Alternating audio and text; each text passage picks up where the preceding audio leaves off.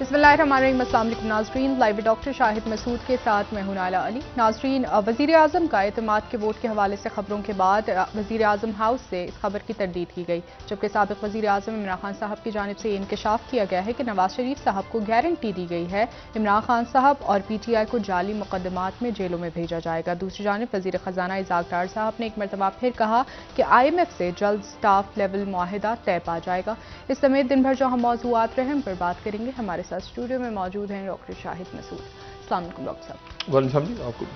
Sir, दिन भर की हम डेवलपमेंट्स, एक तो एतमाद का वोट लेने के हवाले से जो खबर आई उसकी तरदीद की गई, दूसरी जानिब इस्हाक डार साहब का बयान सामने आया, कह रहे हैं कि बहुत जल्द स्टाफ लेवल मुआहिदा हो जाएगा। क्या समझ रहे हैं कि क्या वाकई में ये मुआहिदा आने वाले दिनों में तय पाएगा? देखिए जी, पहली बात तो ये कि ये एतमाद का वोट लेने की जो बात चली शाम से, वो बल्कि दोपहर से, वो ये थी कि चूँकि सुप्रीम कोर्ट की एक ऑब्जर्वेशन आई थी उस बेंच की कि अगर काबीना का फैसला पार्लियामेंट ने उसको गलत करार दे दिया तो क्या इसका मतलब है कि वज़ीर आज़म एतमाद खो चुके हैं पार्लियामेंट का। तो उस हवाले से यहाँ पे एक ख़बर आई जी। और उसके बाद फिर ये कि वो मरीम औरंगज़ेब साहबा ने उसकी भी तरदीद कर दी और कहा कि पिछले साल जो है वो जब ये तहरीक अदम एतमाद आई थी तो उस वक्त अप्रैल में उन्होंने वज़ीर आज़म ने एतमाद का वोट ले लिया था, उनको ज़रूरत नहीं है।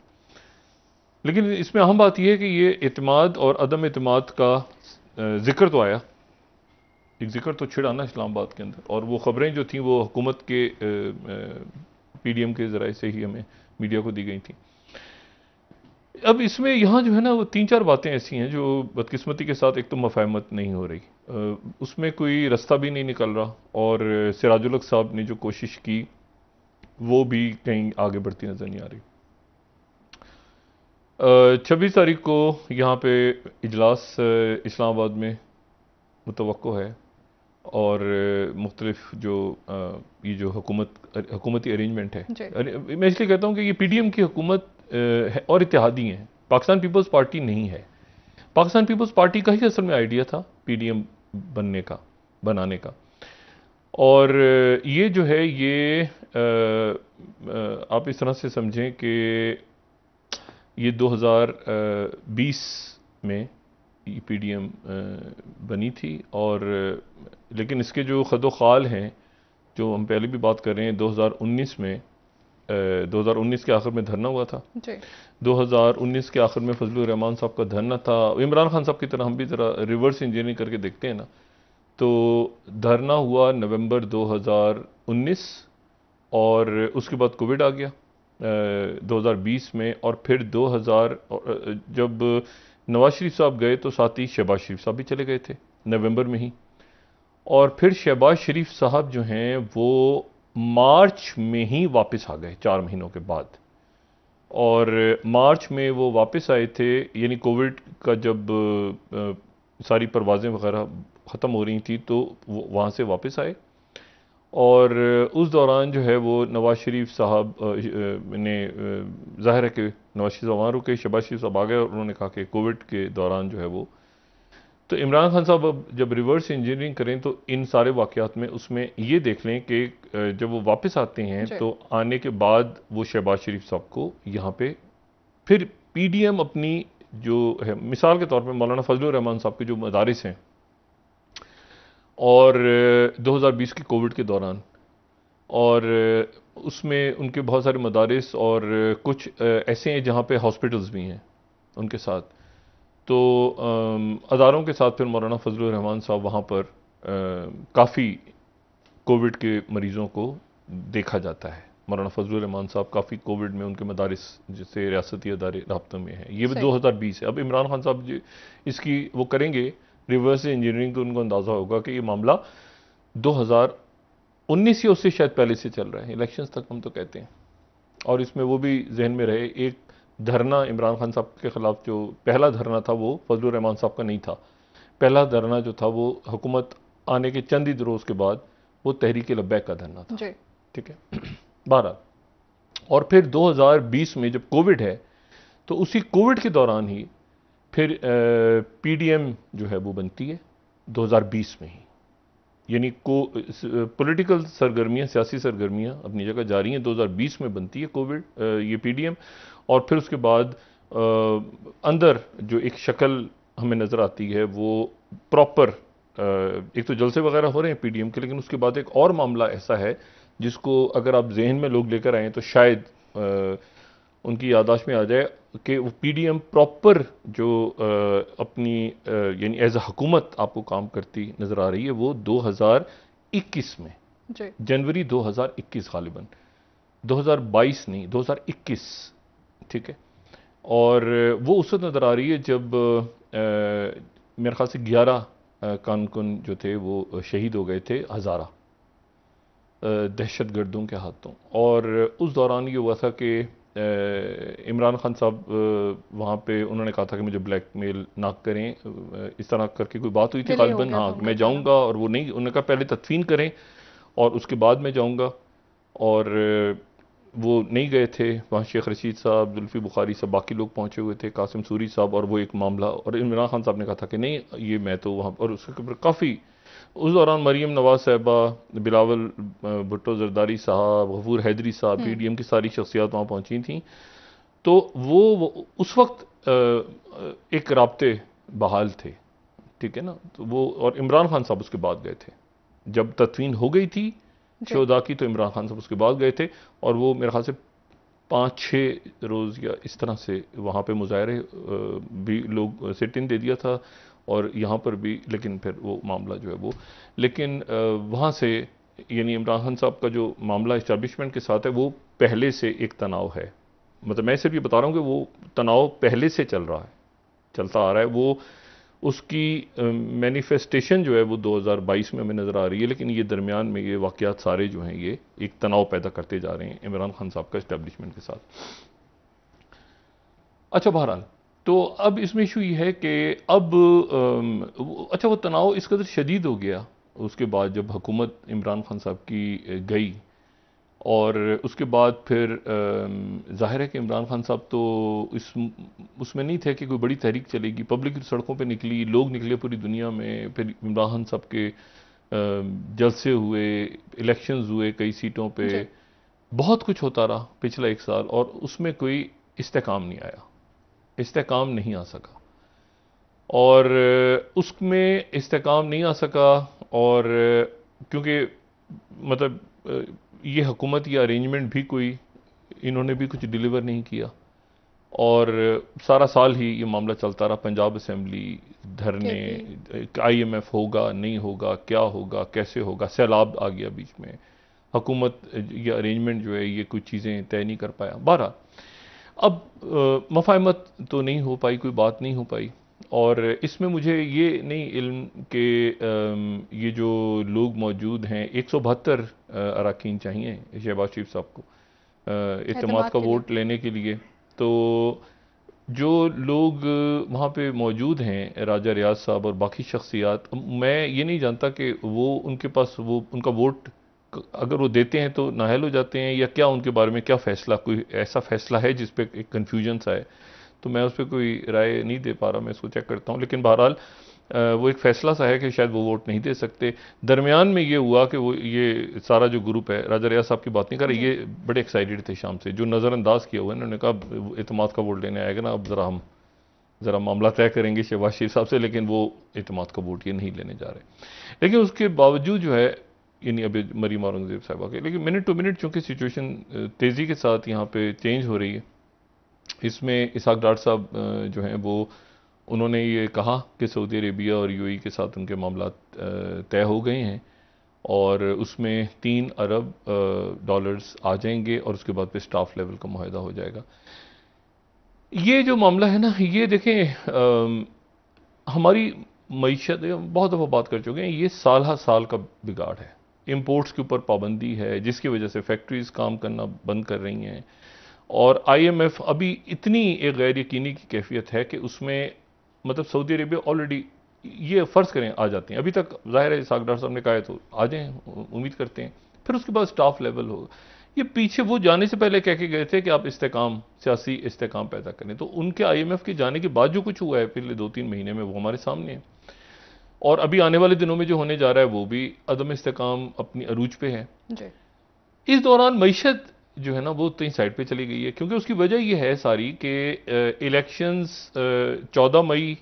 या ईद उल अज़हा के बाद या ईद उल अज़हा से पहले या अगस्त या मतलब एक ऐसा मामला है, पूरी रियासत फंसी हुई है। तो देखते हैं कि कहाँ पे जाके अब सुप्रीम कोर्ट ऑफ पाकिस्तान की जो जजमेंट है वो किस तरह इंप्लीमेंट करवाते हैं। और वो इसमें जो है, इसमें ये मईशत देखें 30 जून को ख़त्म हो जाएगा ये IMF का माहिदा। और ये माहिदा जो है अगर ख़त्म हो जाता है तो उसमें तो दिन ही कितने रह गए हैं, मतलब एक दरमियान में मई रह गया है, मई का महीना रह गया है, जिसमें स्टाफ लेवल भी माहिदा भी होना है, जिसमें बजट भी बनना है, जिसमें सब कुछ होना है। फिर उसके बाद वो बजट जो है वो जाएगा जून में और IMF का माहिदा ख़त्म हो जाएगा जून के आखिर में। तो ये मुझे नहीं पता कि इसाक डार साहब के क्या जहन में है मईशत के हवाले से, और उनको क्या, क्योंकि मईशत बहुत देखें, हमने ये भी तय करना है ना, फ़र्ज़ करें अगर अगस्त में होते हैं इलेक्शन, अक्टूबर, जब जो भी हुकूमत के जहन में है, अगस्त में, सितंबर, जो भी चाहे, इशू ये है कि जून में IMF के साथ फिर आपने माहिदे में जाना है या नहीं जाना। तो जून में जो है मतलब ये एक गैर यकीनी इतनी ज़्यादा है, और वो हम IMF में जाएंगे तो वो क्या इसहाक डार साहब ही तय करेंगे, ये हुकूमत रहेगी, फिर वो 2 महीने के बाद वो चली जाएगी, और वो हमें अगला जो साल है उसमें मुझे नहीं पता कि मेरा ख्याल है कि जो आखिरी हमने कैलकुलेट किया था वो तो कोई 27 या 28 अरब बिलियन डॉलर्स हमें चाहिए अगले साल के लिए, जो कर्जे वापस करने हैं, जो हमने सूद देना है, जो बाकी। तो इसमें अब स्टाफ लेवल मुआहदा अगर मई में होगा तो बोर्ड कब होगा, बोर्ड लेवल पे कब होगा मामला, और फिर उसके बाद जो है वो ये जो पीछे गैर यकीनी है, ये मई में इलेक्शन, ये जो इशू जो छिड़ा हुआ है अदालतों के हवाले से। तो ये तो देखिए ना, मैंने कल भी बात की थी, मैं दोबारा कह रहा हूं कि इमरान खान साहब अब साइड पे हैं। यानी अब हुआ इस तरह से कि इमरान खान साहब, हुकूमत और इमरान खान साहब को इस तरह से देख लें कि हुकूमत के साथ इस्टेब्लिशमेंट और इमरान खान साहब के साथ ये जो है ये सुप्रीम कोर्ट का जो तकसीम है, तो एक अगर हम उनको माने, जो कहते हुए हमें अच्छा नहीं लगता, लेकिन वो तकसीम का एक साइड जो है जिसमें चीफ जस्टिस साहब वो इमरान खान साहब के साथ। तो अब जो हुकूमत या अरेंजमेंट में लोग बैठे हैं वो इस बात पे खुश हैं कि इमरान खान और इस्टेब्लिशमेंट का फड्डा पड़ गया, तो ये तो आ नहीं सकता, इस्टेब्लिशमेंट तो उनके साथ है। यानी अब अजीब देखें ना मुल्क, और इमरान खान साहब इसलिए मुतमईन है कि चीफ जस्टिस और उनके साथ जो बेंच है, हाँ, उनका और इस अरेंजमेंट का फड्डा पड़ गया। ठीक है ना, मतलब ऐसा और खौफनाक किस्म का फड्डा पड़ा है, बड़ा खौफनाक किस्म का फड्डा पड़ा है कि उसको फैसले को माने ना माने, क्या करें, तौहीन होगी, क्या होगा, कैसे होगा, तो वो सारा फड्डा मतलब जो है ना वो चिल कर रहे हैं दोनों एक इमरान खान तो चिल कर रहे हैं ना, कम से कम वो साइड जो है वो ये देख रही है, क्योंकि उनके सर के ऊपर आ गई है सुप्रीम कोर्ट। अच्छा, इमरान खान साहब का तो इमरान खान साहब ने दबाव रखा हुआ है ना कि मतलब चीफ जस्टिस का साथ देना होगा और इस्टेब्लिशमेंट के हवाले से, वो जो भी, लेकिन असल इशू उधर खड़ा हुआ है इस वक्त आके कि ये सुप्रीम कोर्ट का फैसला जो है, और इमरान खान साहब ने कहा हुआ है कि कदम बढ़ाओ, सुप्रीम कोर्ट हम तुम्हारे साथ हैं, ये जो इस हवाले से, और ये बिल जो एक्ट बना है ये भी बना है, नहीं बना ये भी क्लियर हो जाएगा कल जब अगले हफ्ते की लिस्ट वगैरह सामने आएगी। तो तलखी है बदकिस्मती के साथ, और इसमें जो है वो मैं तो ये फिर मैन मेड क्राइसिस है ना, तो इसको कैसे ख़त्म किया जाए, कौन ख़त्म करे इसको, कैसे हो ख़त्म, तो ये ज़्यादा देर तो चल नहीं सकता। अब ये हेड ऑन कोलिजन की तरफ जाता है मामला, तो सुप्रीम कोर्ट अगर दरमियान में एक अदारे का इस तरह से आना मुनासिब नहीं है, लेकिन वो आ गई है बदकिस्मती के साथ। वो कैसे इम्प्लीमेंट करवाते हैं, क्या 190 के तहत करवाते हैं फैसला, तौहीन होती है नहीं होती, क्या मतलब ये अब ओपन एंडेड कहते हैं ना कि मामला आगे किस तरफ जा रहा है हम नहीं जानते। लेकिन नवाज शरीफ साहब के हवाले से खान साहब ने इंकशाफ किया है कि उनको ये गारंटी दी गई है कि खान साहब को और पार्टी के जितने भी रहनुमा हैं उनको जेलों में डाला जाएगा और उनके लिए राहें जो हैं वो साफ की जाएंगी। नहीं, मेरा नहीं ख्याल कि ऐसी कोई बात हुई है, मेरा नहीं ख्याल कि ऐसी कोई बात हुई है। और ये तो देखे ना, इमरान खान साहब ने भी तो जेलों में डालना था ना उस वक्त, तो वो नहीं डल पाए थे जेलों में, वो सारे बाहर आ गए थे। तो ये तो 2018 में इमरान खान साहब, 19 में भी, बल्कि 20 में भी कहते हैं जेलों में, तो वो ऐसा नहीं है। अदालतों से इमरान खान साहब के दो तीन रफका के अलावा रिलीफ मिल गई काफ़ी शख्सियात को। और कुछ लोग हैं सोशल मीडिया एक्टिविस्ट हैं, या गंडापुर साहब हैं, अलीम गंडापुर साहब हैं, बाकी कुछ एक आध और शख्सियत हैं, लेकिन उसके अलावा जो है वो उनको अदालतों से रिलीफ मिल रही है। और ये छुट्टियों के बाद जो है, ईद की तातीलात के बाद और लोग यकीनन जो होंगे। इशू जो है वो उससे ज़्यादा जो इशू है वो ये है जो कि आपकी मईशत और सुप्रीम कोर्ट और पार्लियामेंट। अच्छा, इसमें अब मैं देखें फिर वही बात सारी कि इसी दौरान अब वाक़यात क्या हो रहे हैं, इसी हफ्ते जब हम यहाँ पर ये पड़े हुए हैं फड्डे में, तो एक तो जुमेरात और जुमे को इजलास हो रहा है शंघाई कॉरपोरेशन ऑर्गेनाइजेशन का, और उसमें यानी चाइना का जो फोरम है, और उसमें शिरकत के लिए गालिबन कभी इम्कानात हैं कि चाइना के वज़ीर ख़ारजा भी आ रहे हैं, और रशिया के भी आ रहे हैं। वज़ीर दाखिला भी नहीं, वज़ीर दिफा, डिफेंस मिनिस्टर्स, और डिफेंस मिनिस्टर्स आ रहे हैं। और हमारे यहाँ से अभी तक मुझे नहीं पता कि ख्वाजा आसिफ वहाँ जा रहे हैं कि नहीं, लेकिन उससे पहले यानी चाइना और इंडिया का तो गैलवान के बाद एक फटा पड़ा हुआ था 2000, तो उसको वो कैसे फिर एक इशू था कि उसको कैसे आगे। तो इतवार को एक मीटिंग हुई है कोर कमांडर्स की भारत और चाइना के, जो कि कोई एक तवील मीटिंग हुई है, ठीक है। और उसके बाद अगर उसको देखा जाए तो हम तो जाहिर है कि मीडिया से ही अंदाज़ा लगा सकते हैं कि क्या बात किस तरह से वर्डिंग इस्तेमाल हुई। तो ग्लोबल टाइम्स ने China India border issue shifting from standoff to normalise management, ठीक है, विद 18th मिलिट्री मीटिंग, 18वीं मीटिंग हुई है। अच्छा, अब इसका क्या मकसद है, क्योंकि क्या इसमें ये जो है जो मतलब पेंगसन सू का मामला तो हो गया था, लेकिन उसके बाद बाकी जो डैम चौक और उसके ऊपर क्या कोई गलवान से हट के जो बाकी वो तो PP-17 के ऊपर जो है एक मामला हुआ था ना कि लेक के दोनों तरफ, लेकिन बाकी जो इश्यूज हैं वो क्या उनके ऊपर कोई बात हुई है, डेस बैंक के ऊपर कोई बात हुई है, ये अभी तक हमें नहीं पता। और क्योंकि ये और इसी तरह से जो नाम तब्दील हुए हैं और बाकी सारे उसके ऊपर क्या प्रोग्रेस हुई है हमें नहीं पता। और नॉर्मल अच्छा इसी को द हिंदू इस तरह से रिपोर्ट कर रहा है इंडिया में कि head of SCO defence ministers meet India China hold 18th corps commanders talks. तो यानी गालिबन ये है कि उसमें कि अभी फौजें भी अपनी जगह मौजूद हैं, अभी थोड़ा सा उसको मतलब है कि एक क्या तय हुआ है मुझे नहीं पता। क्या वो ये जो ग्लोबल टाइम्स कह रहे हैं कि नॉर्मलाइज मैनेजमेंट, यानी ये जो अल्फाज हैं अब इसको कैसे रीड किया जाए कि नॉर्मलाइज्ड मैनेजमेंट, जो ग्लोबल टाइम्स कह रहा है कि क्या ये नया नॉर्म है कि अपनी अपनी जगह पे रहेंगे सारे और आगे कुछ नहीं होगा, या कहीं पीछे जाने की बात हुई है। मेरा नहीं ख्याल कि कोई अपनी पोजीशन से पीछे हटा है अभी तक और इसमें कोई ब्रेक थ्रू हुआ है। लेकिन चूंकि यहाँ पर डिफेंस मिनिस्टर के आने के चूंकि एक माहौल ऐसा उससे पहले बना है कि दोनों तरफ से पॉजिटिव स्टेटमेंट आई है ताकि वो कम से कम मीटिंग हो तो उसमें तनाव कम हो। और ये बायलैटरल मीटिंग भी हो रही है गालिबन चाइना के वजीर दिफा की और भारत के वजीर दिफा की जुमेरात को, और फिर उसके बाद जुम्मे को तो इजलास है,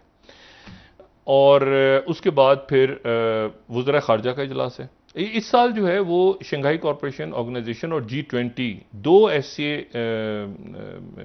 मीटिंग्स हैं भारत में जिसमें प्रीमियर शी जिनपिंग शायद एक मीटिंग में आए, ठीक है। अगर ये क्योंकि SCO या G20 में से ये बात चल रही है कि तनाव कम हो ताकि एक मीटिंग में वो आ सके। अच्छा, एक तो ये मामला हो गया। दूसरी जो ये सारे अब रीजनल इवेंट्स हैं,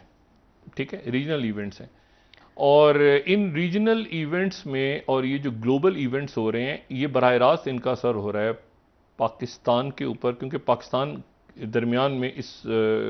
कश्मकश में है कि हुकूमत इलेक्शंस कैसे मतलब ये अगर पैसे आ भी जाते हैं सऊदी अरेबिया और UAE से तो ये मईशत को क्या ठीक करेंगे। मतलब वो ऑलरेडी हमारी बहुत हेल्प कर चुके हैं, मेरे ख्याल से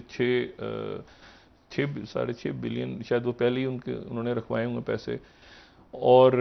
मतलब ये कोई अच्छा नहीं है, ये इस तरह मईशत नहीं ठीक होगी। ठीक है, ये मईशत इस तरह से तो ठीक हो नहीं सकती। तो अब देखना ये है कि इसमें पाकिस्तान बतौर रियासत जो भी कुछ होना है, हमें आगे किस तरह मूव करना है इलेक्शंस, क्योंकि इमरान खान साहब तो बिल्कुल इस मूड, और यहाँ पर जो नवाज शरीफ साहब हैं वो गालिबन वापस लंदन जा रहे हैं, और मरीम नवाज साहिबा गालिबन, जो मैंने बात की, प्रोग्राम ऊपर नीचे हो सकता है कि मरीम साहिबा लेकिन गालिबन वापस पाकिस्तान आएंगे, और इसाक डार साहब भी वापस आ जाएंगे आज कल में, अभी तक जो मैंने मुस्लिम लीग नून के और हुकूमत के ज़राए से बात की, और नवाज शरीफ साहब वापस लंदन चले जाएंगे। अच्छा, लेकिन इसमें इशू ये है सारा कि जो यानी एक बेचैनी हुकूमत की सफ़ों में है, और वो इस बात से है कि सुप्रीम कोर्ट के फैसले के ऊपर क्या करना है, मतलब उस दिन अटॉर्नी जनरल क्या बात करेंगे, उस दिन क्या ये जो बिल मंजूर हुआ है, करारदाद मंजूर, मतलब अनसर्टिनिटी है जी। और इसी तरह से इमरान खान साहब जो हैं उन्होंने हर सूरत में ये 14 मई वाली, और वो उसके ऊपर एक वो भी कर रहे हैं बात के उसको थोड़ा सा आगे बढ़ा के बात हो सकती है जुलाई में, तो जुलाई में भी अगर करवाने हैं तो फिर वो मई में असेंबली जाएगी तो जुलाई में होंगे ना, वक्त से पहले चली जाती है तो 90 दिन, और वक्त पे अगर जाएगी नहीं, ये भी वक्त से पहले जाएगी ना, तो ये भी 90 दिन वाला आएगा सिलसिला गालिबन। तो देखते हैं कि इस पर क्या मामला आगे किस तरह से बढ़ते हैं, लेकिन दरमियान में बजट है, और वो बजट का बोझ किसने उठाना है, ये एक सवाल है। अच्छा, तो इसमें एक बात मैं आपसे और कहूँ, और फिर मैं वापस उसके बाद पाकिस्तान में, देखिए सूडान, ये जो वाकयात है ना सूडान वाले और बाकी सारे, अब हमारे यहाँ भी मीडिया में कहीं डिस्कस होने लगा है, जैसे बहुत पहले वो यूक्रेन का जिक्र मैंने शुरू किया था, तो यूक्रेन का भी सूडान में जो कुछ हो रहा है ना, इसको, ये कोई बड़ा अजीब वाकया है। मैं इसको तेजी के साथ जरा बता दूं कि ये हुआ क्या है, हो क्या रहा है। एक तो हम पहले बता चुके हैं कि इसमें रशिया और अमेरिका और ये सारे, लेकिन ये बात इंतहाई परेशान कुन है वाशिंगटन के लिए, वाशिंगटन के लिए, यानी इसमें नेटो नहीं है, वाशिंगटन और रशिया। हाँ, ये रशिया, यहां मुल्कों का अलग अलग मामला है, यहां कोई नेटो का मामला नहीं है। ये जो है यहाँ फ्रांस, जो आधा अफ्रीका है ना, आधा अफ्रीका तो समझ लें कि ये फ्रांस की कॉलोनी था, पिछले 50-60 सालों में फ्रांस से उन्होंने आज़ादी हासिल की है, यानी जो मगरिब की साइड है, ठीक है, और जो मशरिक की साइड है वो ज़्यादातर इटालियंस के पास थी, ये कुछ बरतानिया के पास भी थी, ठीक है। तो अमेरिका का तो यहाँ पर बाद में इन्फ्लुएंस आया, तो अमेरिका की कोई कॉलोनी नहीं रहा ये इलाके, कोई अमेरिका की कोई यहाँ पे यूरोप ही रहा है। इशू क्या है, इशू ये है कि ये जो इनखला हुआ है ना, ये एक बहुत गलत मैसेज किया है फिर दुनिया के सामने, यानी अफगानिस्तान से पहले इनखला हुआ तो अजब अंदाज में हुआ, और अब सूडान से इनखला हो रहा है तो अजब अंदाज में हो रहा है कि पूरे के पूरे 100 सफारतकार जो हैं वो वहां से कुछ तो जहाज़ों में परवाज की है, और वो उसके बाद कुछ जॉर्डन में उतरे हैं, कुछ जिबूती में उतरे हैं और जिबूती से फ्लाई किया उन्होंने, और सऊदी अरेबिया ने उसमें बहुत कोऑपरेट किया है। अच्छा, एक तो नेशनल्स हैं ना जो जिनका इस पूरे फड्डे से कोई ताल्लुक नहीं, मिसाल के तौर पे पाकिस्तानी शहरी हैं, इंडियन शहरी हैं, कोई बांग्लादेश के लोग काम कर रहे हैं, कोई और किसी मुल्क के लोग काम कर रहे हैं वहाँ पे, श्रीलंका के, किसी भी मुल्क के, तो वो उनका कोई ताल्लुक नहीं है वो वहाँ पे मजदूरी कर रहे हैं, तो वो बड़ी तादाद में निकल आए वहाँ से, या कुछ कोशिश कर रहे हैं कि अभी भी कतारें लगी हुई हैं वहाँ पर, जो 400 किलोमीटर है पोर्ट ऑफ सूडान से ये खर्तूम शहर। अच्छा। खर्तूम शहर जो है वो 400 किलोमीटर है, लेकिन वो सड़कें ऐसी कुछ गड़बड़ घोटाला हैं कि वो कोई 14-15 घंटे का सफर है सिर्फ पोर्ट ऑफ सूडान तक, अगर आपने जहाज से निकलना है खर्तूम से, क्योंकि एयरपोर्ट तबाह हो गया। तो अब इशू ये है कि वो और अगर जिबूती तक जाते हैं तो वो 800 किलोमीटर है वहां से, अगर तो अब एक और वहां पर एक इशू जो ये चल रहा है वो ये है कि असेसमेंट कैसे गलत हुई है। अमेरिका में जो बात डिस्कस हो रही है कि असेसमेंट, ये थ्रेट असेसमेंट कैसे गलत हुई है कि अचानक 15 अप्रैल को, ये तो पहले का मामला है ना, मतलब सूडान के अंदर एक फटा चल रहा है, मतलब अचानक वहां पर ऐसे हालात पैदा हो गए कि आपको फिर इनखला करना पड़ा। ठीक है, एक अमेरिकन वहां पर उनको गोली भी लग गई, वो मारे भी गए अमेरिकन शहरी। यूरोपीय यूनियन के जो नुमाइंदे हैं उनको गोली लगी है, लेकिन वो जख्मी है, लेकिन उन्होंने शायद सूडान में रुकना का कहा है। फ्रांस के लोग निकल गए हैं, क्योंकि फ्रांस जो है वो, ये सारी फ्रांस की कॉलोनीज थी, ये सारे मुल्क जो है ना, जो अफ्रीका के बहुत सारे, आधा अफ्रीका जो था वो फ्रांस का था। तो इसलिए फ्रांस का असर है, प्रेसिडेंट मैक्रोन वहां आते रहे हैं, लेकिन ग्रेजुअली ये हुआ है कि फ्रांस अपनी पावर को लूज करता गया है। अब इशू क्या है कि ये तो बिल्कुल क्लैरिटी हो गई ना कि एक जनरल जो आगे बढ़ रहे हैं खर्तूम की तरफ, उनको उनके साथ रशिया है, जो कि रशिया नहीं है और है भी है। मतलब वैगनर ग्रुप ऐसा ही है जैसे ब्लैक वाटर था, यानी वो प्राइवेट डिफेंस कॉन्ट्रैक्टर है वैगनर ग्रुप। अच्छा, अब वैगनर ग्रुप जो है वो आगे बढ़ रहा है, और आगे बढ़ के वो खर्तूम पे अगर आता है तो यहां जनरल बुरहान अब क्या करेंगे? क्या वो फाइट करेंगे या वो इजिप्ट की तरफ जाएंगे? ठीक है, क्योंकि इजिप्ट में जनरल सीसी भी ये देख रहे हैं कि नहीं, वो भी देख रहे हैं कि ये कहीं, क्योंकि जो काफिले जा रहे हैं ना पोर्ट ऑफ सुदान, उनके ऊपर फायरिंग हो रही है।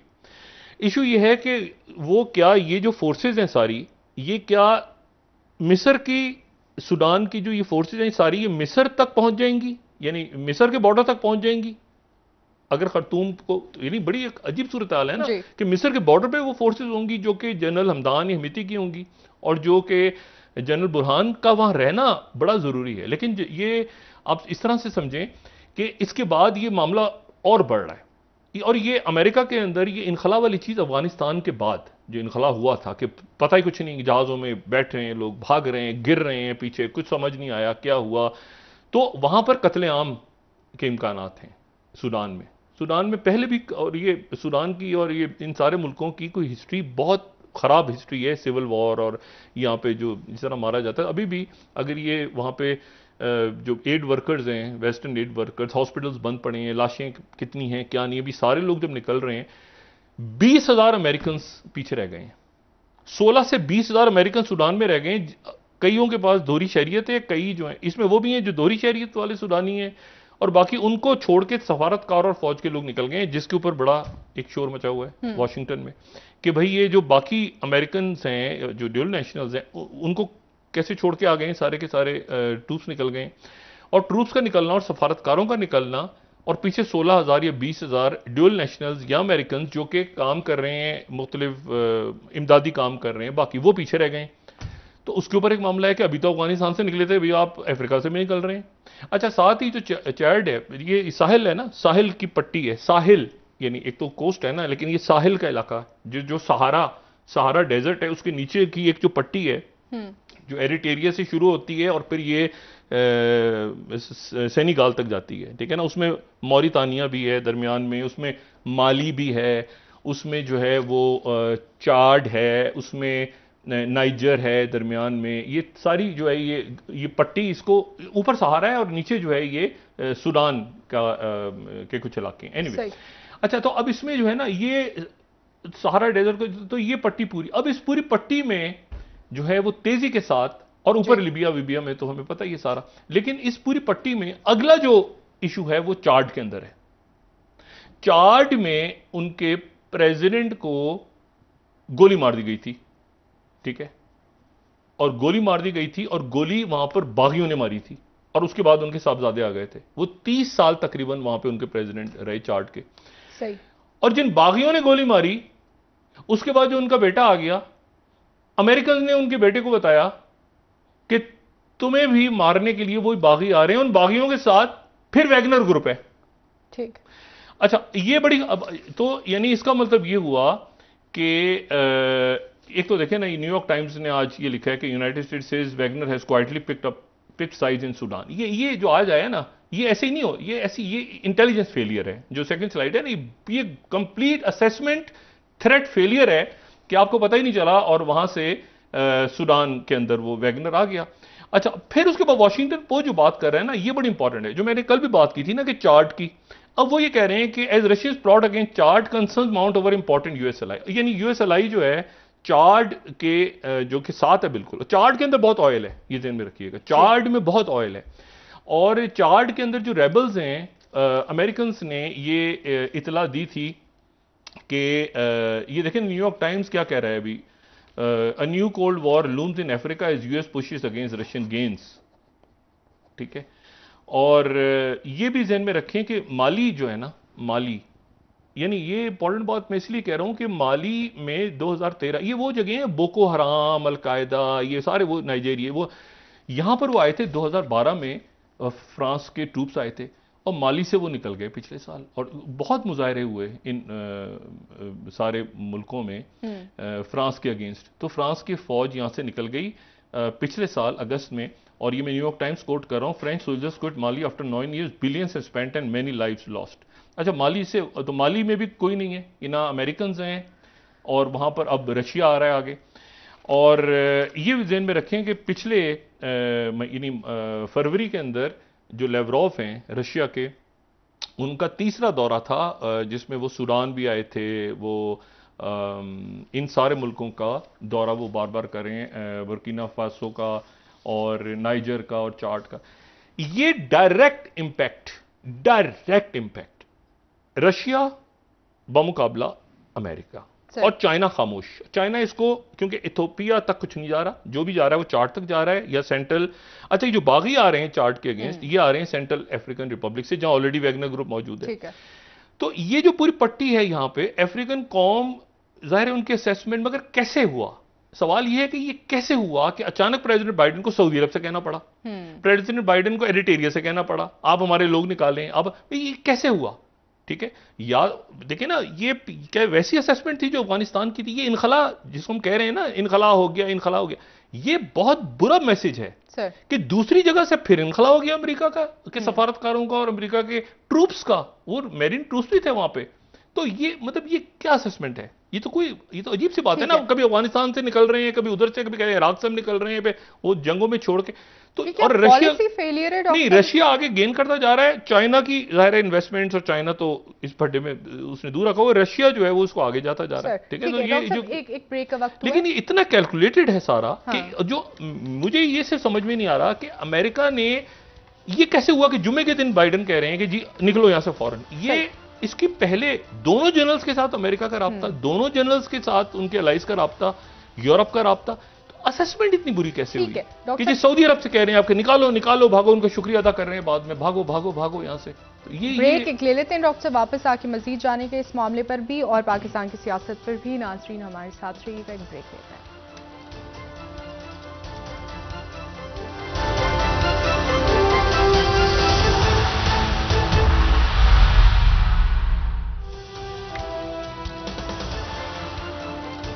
वेलकम बैक नाजरीन। जी डॉक्टर साहब, खान साहब की जानिब से ये कहा गया है कि अगर हुकूमत जून जुलाई में इंतखाबात की तजवीज़ दे दे तो उनसे मुज़ाकरात हो सकते हैं।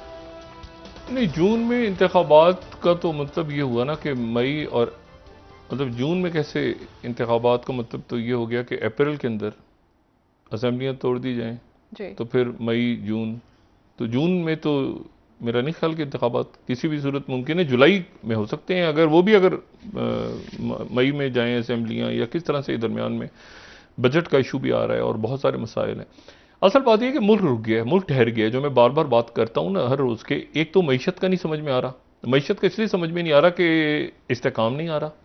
और इस्तेकाम नहीं आ रहा तो मईशत का समझ में नहीं आ रहा। इंपोर्ट्स होंगी नहीं होंगी, तरक्याती बजट कितना का कट होगा, कैसे होगा, क्या बने। तो और देखें इलेक्शंस के अंदर तो फिर आपको यानी जो हुकूमत है उसको कोई इलेक्शन फ्रेंडली बजट देना है ना, बहुत गुडी गुडी करके जाना है ना। तो वो गुडी गुडी करके एक फ्रेंडली बजट देके जाएंगे ना, तो उसके फौरन बाद वो इलेक्शंस का ऐलान करते हैं, तो वो कैसे करते हैं? और एक महीना बीच में रह गया जिसमें स्टाफ लेवल भी होना है और फिर एग्जीक्यूटिव बोर्ड का भी होना है, और उसके बाद और उसके बाद जो ये डेफिसिट और बाकी सारे जो मामलात हैं वो कैसे, मतलब, और अदम इस्तेकाम बहुत है। जब अदम इस्तेकाम बहुत है तो इस दौरान जो है वो जो सेक्रेटरी ख़जाना वहाँ से वापस आए तो उस वक्त तक तो ये था कि उनको कोई श्योरिटी नहीं मिली। अब डार साहब ने सऊदी अरब से ये बात की है, तो लेकिन मैंने आपसे कहा ना कि माशी मसाइल इतने ज़्यादा हैं, इसको ये पिछले कोई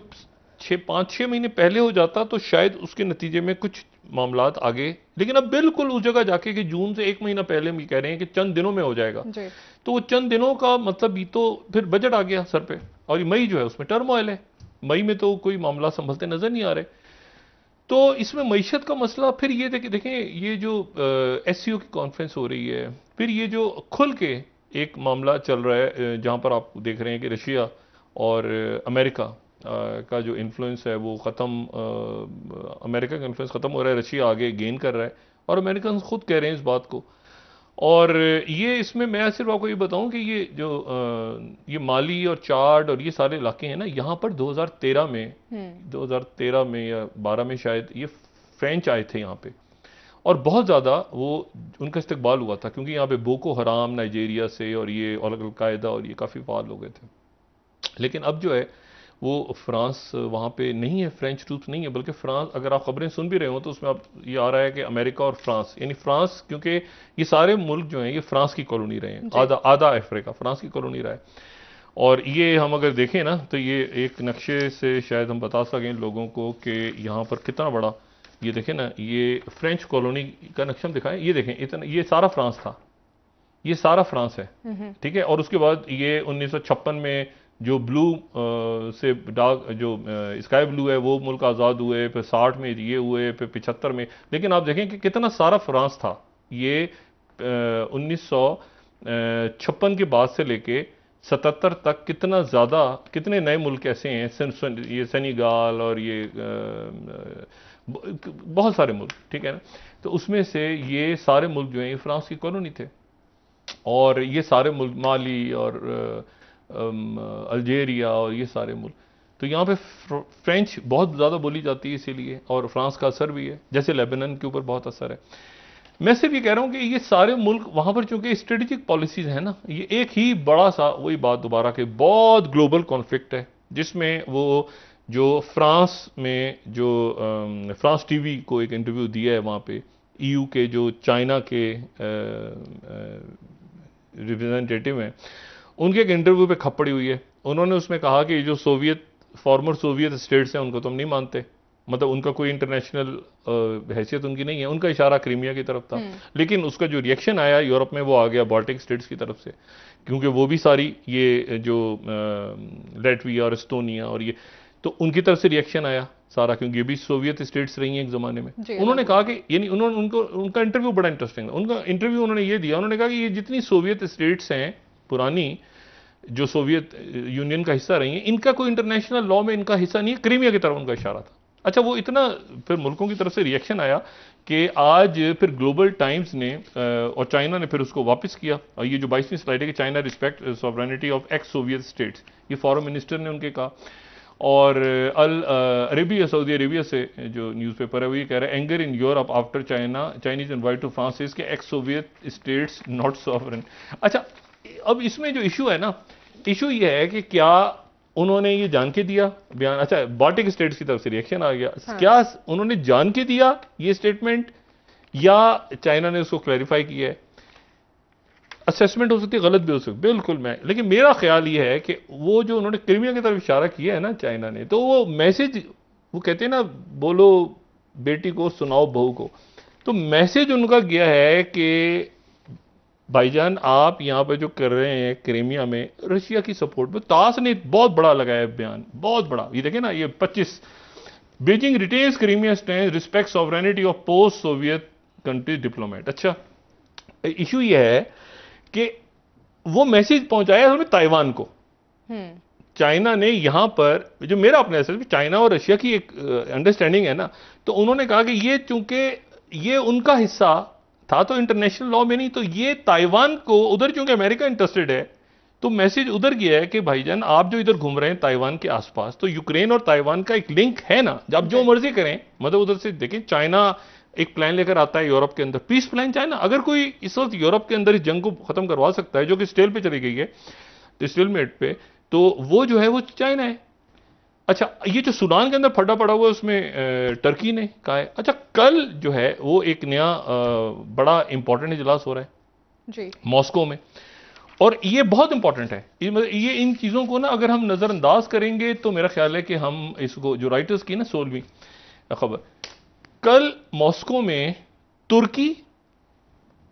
और तुर्की का शदीद झगड़ा है, किससे? शाम से, सीरिया से, वही जो कुर्द मामले सारे डिस्कस कर चुके हैं सर। तुर्की, सीरिया, रशिया और ईरान के जो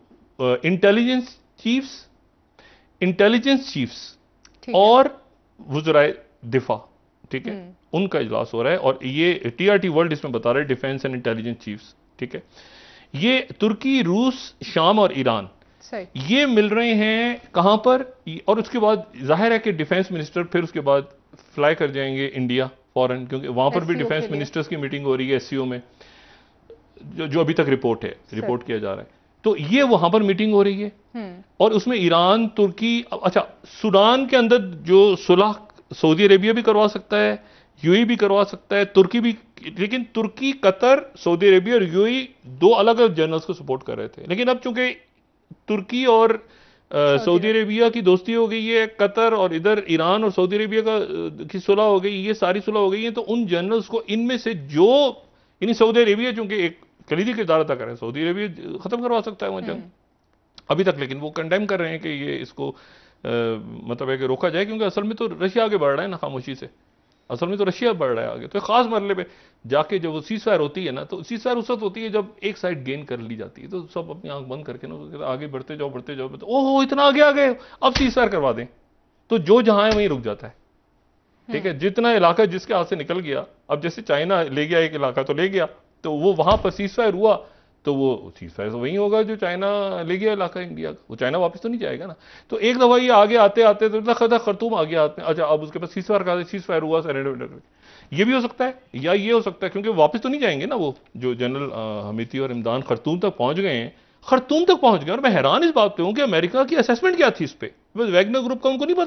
पता था ये चार्ट के अंदर क्या होने जा रहा है, ये नहीं पता था उनको, लेकिन ये है कि वो उन्होंने इसके ऊपर जो है वो अपनी आंखें बंद रखी।